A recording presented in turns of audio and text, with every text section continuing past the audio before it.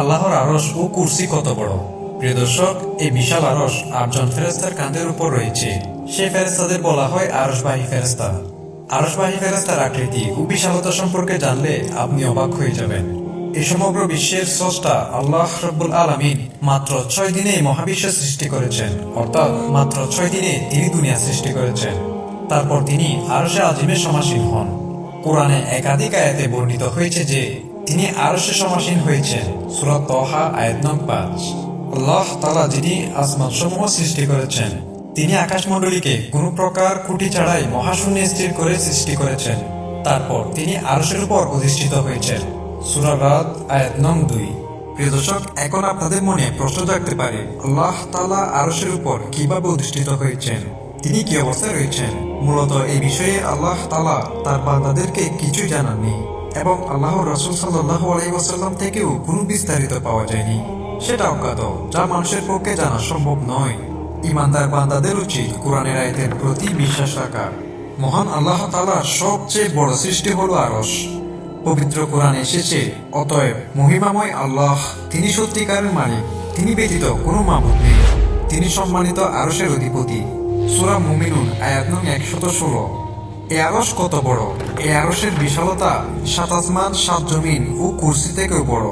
হযরত আব্দুল্লাহ ইবনে মাসউদ রাদিয়াল্লাহু তাআলা আনহু থেকে বর্ণিত, তিনি বলেন, আসমান ও জমিনের দূরত্ব ৫০০ বছর, প্রত্যেক আসমানের দূরত্ব ৫০০ বছর।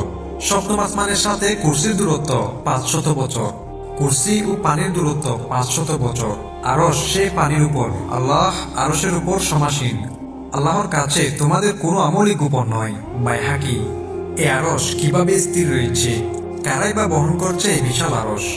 এই বিষয়ে আল্লাহ তাআলা কোরআন মাজিদে ইরশাদ করেছেন, যারা আরশ বহন করে এবং যারা এর চারপাশে রয়েছে, তারা সর্বদা তাদের পালনকর্তার প্রশংসা সহ পবিত্রতা বর্ণনা করে, তার প্রতি বিশ্বাস স্থাপন করে এবং মুমিনদের জন্য ক্ষমা প্রার্থনা করে। আরশবাহী ফেরেশতারা বলে, হে আমাদের পালনকর্তা, আপনার রহমত ও জ্ঞান সব কিছুতে পরিব্যাপ্ত। অতএব যারা তওবা করে ও আপনার পথে চলে, তাদের ক্ষমা করুন এবং জাহান্নামের আযাব থেকে তাদের রক্ষা করুন। সূরা গাফির আয়াত নং ৭। কিয়ামতের দিন এই বিশাল আরশ বিশাল দেহে ৮ জন ফেরেশতার কাঁধের উপর থাকবে। এ সম্পর্কে আল্লাহ তাআলা বলেন, ৮ জন ফেরেশতা তার পালনকর্তার আরশকে তাদের কাঁধে বহন করবে। সূরা হাক্কা আয়াত নং ১৭। আরশ বহনকারী ফেরেশতাদের বিশালতা সম্পর্কে হযরত জাবের রাদিয়াল্লাহু তাআলা আনহু থেকে বর্ণিত, নবী করিম সাল্লাল্লাহু আলাইহি ওয়াসাল্লাম বলেছেন, যে সকল ফেরেশতারা আল্লাহর আরশ বহন করে আছেন, তাদের একজনের সঙ্গে কথা বলার জন্য আমাকে অনুমতি দেওয়া হয়েছিল। তার কানের লতি থেকে কাঁধ পর্যন্ত স্থানের দূরত্ব হল ৭০০ বছরের দূরত্বের সমান।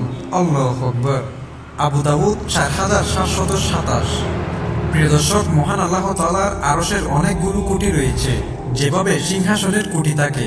এ সম্পর্কে হযরত আবু সাঈদ খুদরি রাদিয়াল্লাহু তাআলা আনহু থেকে বর্ণিত, রাসূলুল্লাহ সাল্লাল্লাহু আলাইহি ওয়াসাল্লাম বলেছেন, কিয়ামতের দিন হযরত ইসরাফিল আলাইহিস সালাম যখন তার সিংহায় ফুৎকার দিবেন, তখন সমস্ত মানুষ বেহুশ হয়ে যাবে।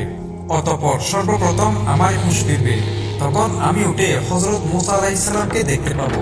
তিনি তখন আরশের কুটি সমূহের মধ্যে একটি কুটি ধরে দাঁড়িয়ে থাকবেন। তারপর তিনি বলেন, আমি জানি না আমার আগে কি তার হুঁশ হলো নাকি তুর পাহাড়ে বেহুশ হওয়ার প্রতিদান হিসেবে আল্লাহ তাআলা তাকে পুনরায় বেহুশ করেননি। বুখারী ৩৩৯৮। প্রিয় দর্শক, কুরসিও আল্লাহ তাআলার অনেক বড় একটি সৃষ্টি। অনেকেই মনে করেন কুরসি আর আরশ একই জিনিস, কিন্তু দুটি জিনিসই ভিন্ন। বলা হয়, কুরসি হচ্ছে যেখানে আল্লাহ তাআলা তার কদম মুবারক রাখেন, সেটা আরশের নিচে অবস্থিত। আল্লাহ তাআলা কোরআন মাজিদে ইরশাদ করেন, তার কুরসি সমস্ত আসমান ও জমিনকে পরিবেষ্টিত করে আছে। সূরা বাকারা আয়াত নং ২৫৫। এই আয়াতের তাফসিরে আব্দুল্লাহ ইবনে আব্বাস রাদিয়াল্লাহু তাআলা আনহু থেকে বর্ণিত, তিনি বলেন, কুরসি হলো ২ পা রাখার স্থান এবং আরশের বিশালতার পরিমাণ আল্লাহ ছাড়া কেউ অনুমান করতে পারে না। আরেকটি হাদিসে হযরত আবু যর গিফারি রাদিয়াল্লাহু তাআলা আনহু থেকে বর্ণিত, তিনি বলেন, নবীজি সাল্লাল্লাহু আলাইহি ওয়াসাল্লামকে কুরসি সম্পর্কে প্রশ্ন করা হলে তিনি বলেন, আরশের তুলনায় কুরসির আকার ভূপৃষ্ঠের কোনো বিশাল মরুভূমিতে নিক্ষিপ্ত একটি আংটির মতো, আর কুরসির তুলনায় আরশের আকার আংটির তুলনায় বিশাল মরুভূমির মতো। সুবহানাল্লাহ।